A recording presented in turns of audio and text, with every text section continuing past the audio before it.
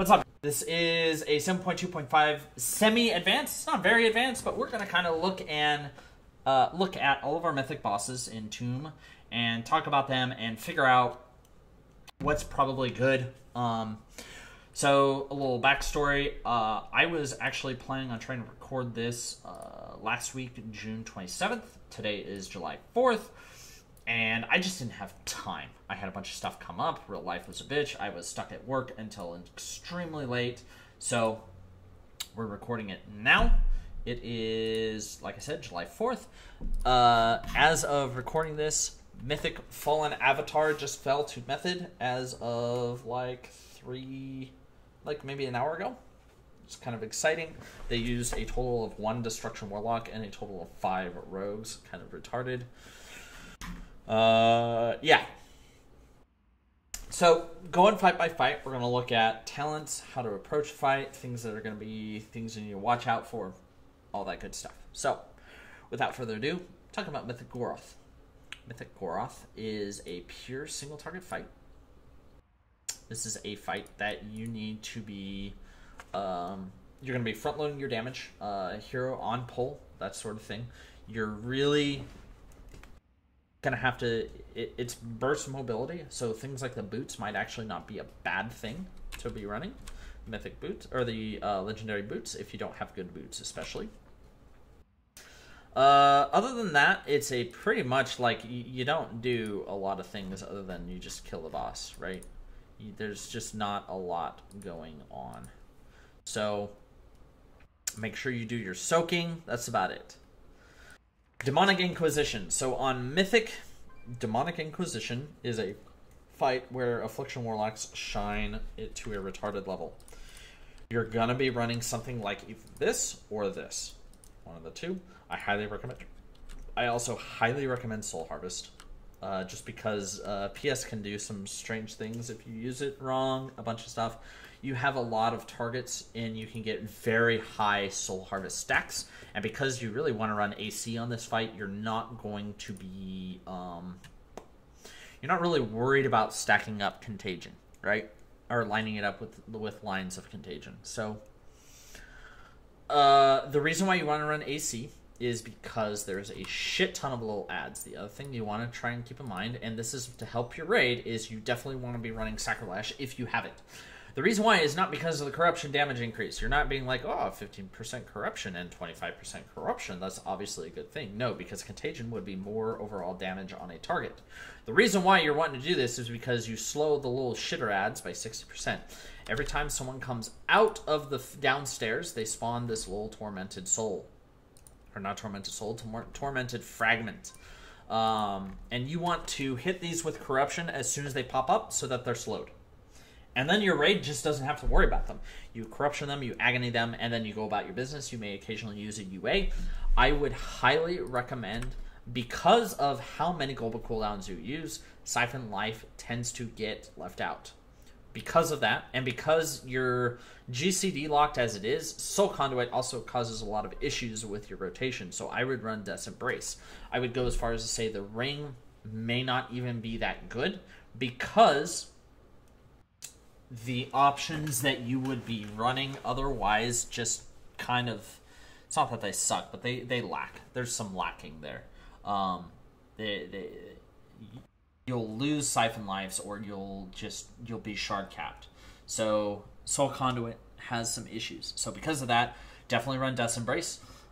Throughout the fight, you want to take any time that you can to hit 4 or 5 UA onto a boss that is not going to start whirling and doing damage, and hit your Reap then. Hitting Reap when there's lots of corruptions out is also a good idea to make yourself look good on the meters.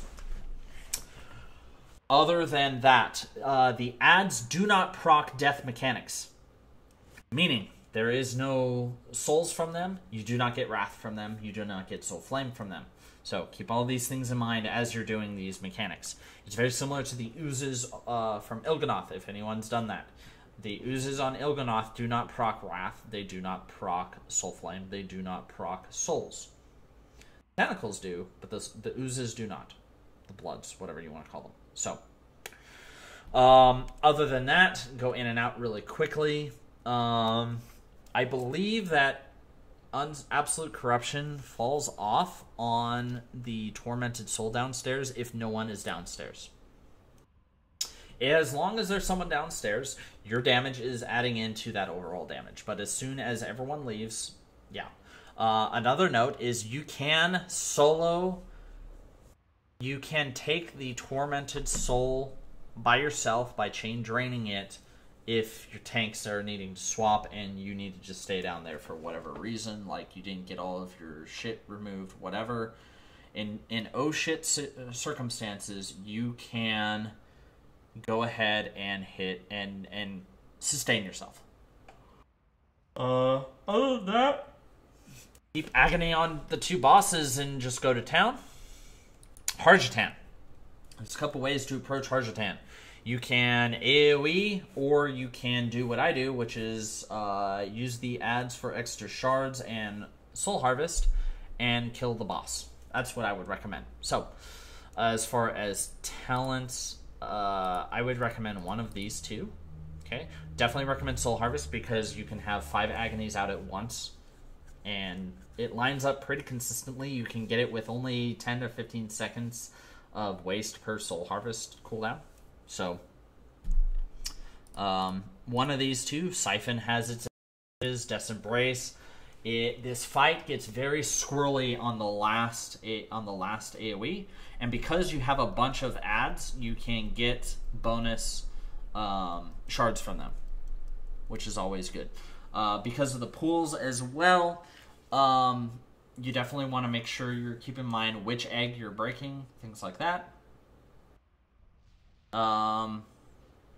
Yeah, and use those new ads as shards if you're allowed to. There's a lot of these ads that you need to turn and burn. Keep that in mind. This is a fight where Sifu's is good, and depending on your strategy, Sacrolash is good because it helps slow. If you don't have any Frost Mages, Sacrolash has some advantages. As far as the other 3 fights, I am running Prydaz for literally everything because of the shield, but there is some logic to run not Prydaz and run Sifu's Sacrolash if you have them, because you can guarantee get the haste proc pretty much on cooldown, and you can get the slow helps. The slow isn't mandatory though, so keep that in mind. Other than that, as far as approaching the fight, you want to really save your UA dumps. I personally, when I killed this and it felt really good, I ran Death's Embrace. I don't have the class ring still, so I can't run Conduit. Conduit has some potential here because you're just going to be able to chain into the boss. You play it very similar to the way you would play old Conduit Soul Harvest back in 7.2. You want to save your major UA dumps for when you have Wrath, obviously, and tunnel those into the boss. And you want to become a boss damage monster. When we killed this fight, I was ahead on boss damage by a lot. So, that's most of the fight. Again, always get your Wrath stacks and use the ads smartly to improve your single target damage on Harjatan, because the boss needs to die for the boss to die. Right? It's good. It's good mentality. You have to kill the boss to kill the boss. So, do boss damage. We're really good at it. Sisters of the Moon. Sisters of the Moon is a 3-phase fight. You're very spread on Sisters of the Moon because of the Umbral. The movement of the moon will do a lot of raid damage. Right now, we are still progressing. We should kill this boss in basically the next pull. And I am running this. The logic here is Phantom Singularity. So I am running Phantom Singularity as a bit of utility. It is burst, right? So during phase 1 and phase 2, when the full moon happens, the 2 ghost ads do their ultimates, right? So in phase 1, you get the marked shot and you get the shield. In phase 2, you get the glaive and the shield. In phase 3, you get the marked shot and the glaive. In these 2 phases, the shield, Phantom Singularity helps with the shield. It's kind of the TLDR. It is burst, it is bonus damage, it is about 1,000,000 damage, which help over the 12 seconds, which helps. You can precast it. You won't get the full 1,000,000 or you won't get the full damage, but you'll get a large chunk of it. And it helps. The reason why I run Death's Embrace is phase 3. It has a pseudo enrage where you run out of space. Okay, that's a big deal.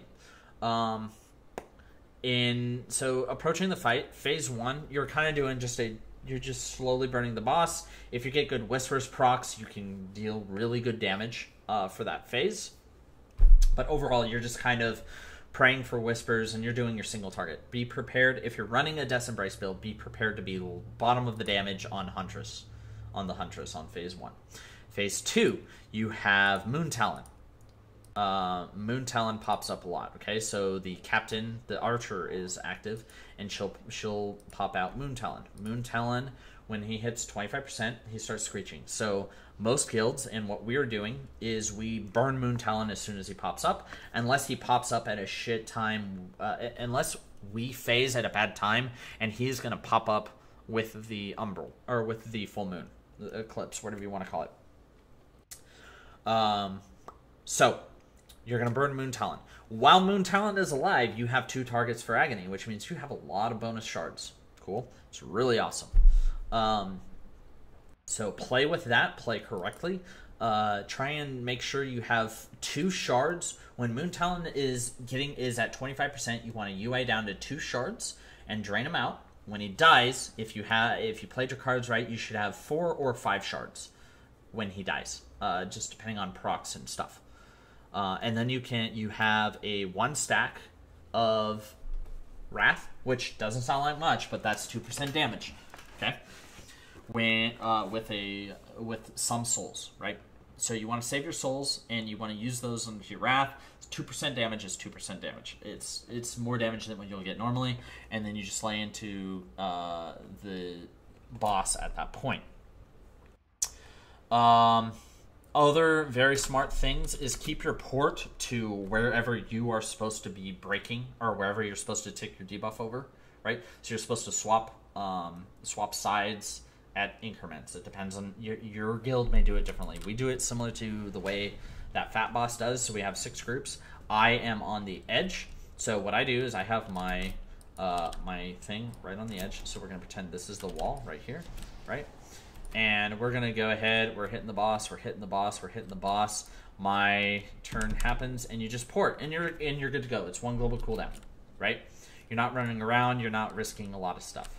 Cool. Phase 3 is the Wrath of Elune. You have the Priestess out.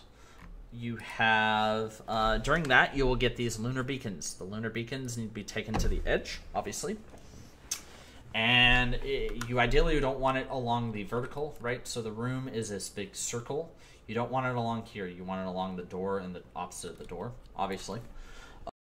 Do other mechanics, and you slowly whittle the boss. This is the reason why I run Death's Embrace, because it is a phased pseudo enrage. Because you may eventually run out of space, so Death's Embrace helps with that a lot. We're running 1 warrior on this fight right now. We would run 2, but I think she wasn't there for that fight or something. And yeah, so keep that in mind. As far as the next boss, Mistress. Mistress is a fucky fight. There's a shit ton of movement. You're doing all sorts of stuff. There are 4 Hydra shots in this. And you have the delicious bufferfish. So when you have the bufferfish, you are trying to get as many stacks as possible. And you want to save your UA for when you have high stacks. Okay? You don't want to take damage while you have your bufferfish. And you need to drop it correctly. So, but when you have a higher, near the tail end of your bufferfish buff, you're going to do one of these UA. Most of the guilds, they're running Haunt, and you're going to Haunt, and you're going to just, like, lay into the UA as much as you can during the Haunt buff, right? And get as many of those buffed out Haunts as you can. Cool. Otherwise, it's just a lot of movement. Everything that I have seen, you're running either Death Embrace or you're running Siphon Life, and you're pretty much running this or this. Soul Harvest has a lot of synergy with Death Embrace because, again, it's multiplicative buffs, and you can proc a high duration Soul Harvest at the end of a fight, get 30, 25 seconds of buff with a 40% damage buff is really good. Okay? This is a hero phase 3, all that good stuff. So dodge things, dodge tornadoes. The tornadoes don't vanish; they get slowed, similar to the rings on Elisand, right? So all this is good. Other than that, it's just use the damage buffs correctly. That's the major thing. Amplify as many UAs as possible on the tail end of your buffer fish. Make sure you have a haunt up for that. All things are good. Desolate Host. Typically, you go Desolate Host after Sisters, and Mistress is boss number 6. Desolate Host. This is a meme boss. This boss, you're going to be running something along this line. Okay. Reason why is because 35% fucking blows on this fight. You are going to hero at 35% or at 30% when the boss, when the Desolate Host himself actually comes out, and you're just kind of zerging everything dead. There's a lot of videos. There's a couple of really good videos. Affliction from Whatever We're Awesome, WWA, has a solid video where he starts on one phase, you life tap your way down, you start on one side, you seed Agony, and then you get the fuck out. So you have your life tap down so you can interact with the wells, and it's good. The fight itself, so talking about the fight, you will be on one side or the other, depends. You can only interact with the wells when you're at half health. It basically means you can't interact with the wells for practical purposes. Keep that in mind. You want to go ahead and ideally at the start of the fight, you want to seed Agony, the boss, on the other side. Have yourself low from life tap and then click the well and get to your proper side. It just increases, that's just a corruption that's on that boss target for the whole fight, right? It's a lot of damage. That's 20, 30, it's a lot of damage. It's like 50 mil bonus damage for the fight. So you want to do that. If you're on the corporeal side, you want to make sure you want to make damn sure you're running Burning Rush. You probably want to have your circle somewhere either behind the boss or to break the fire, and you want to just stay close to the boss the whole time.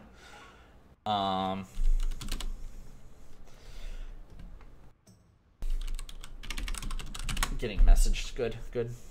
Boreas, possible recruit. You're in my video. Welcome.